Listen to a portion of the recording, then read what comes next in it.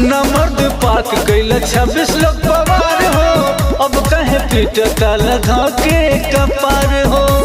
ए पाकिस्तान सुन, न मर्द पाक कैल 26 लोग पवार हो।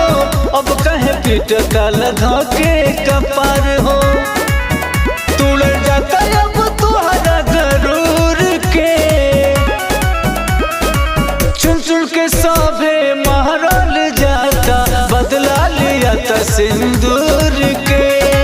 चुन चुन के सभे महरल जाता, बदला लिया था सिंदूर के।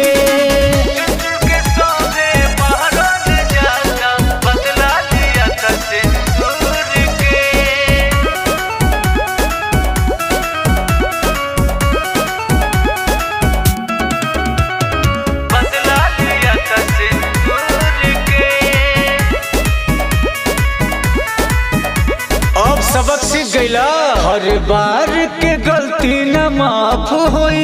पाकिस्तान अब नक्शा से साफ होई।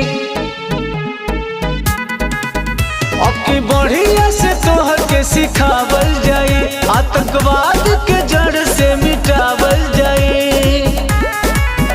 अब भारत वाला तू घूर के,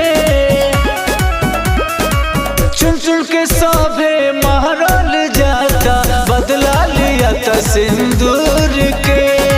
चुन चुन के सभे महरल जाता, बदला लिया था सिंदूर के।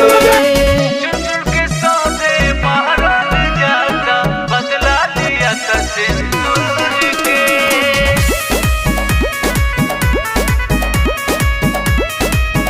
ई भारत है बाबू, घर में घुस के मारेला। अब देखिला तो मंजर तबाही के, छोड़ल जाई अब तो के दफनाई के। काल घेरल रहे कैला भूल हो, अब चाटा तुझी भी से धूल हो। माफी मांगब तू भारत से निहुर के, चुन चुन के सभे महरल जाता, बदला लिया था सिंदूर के। चुन चुन के सभे महरल जाता, बदला लिया था सिंदूर।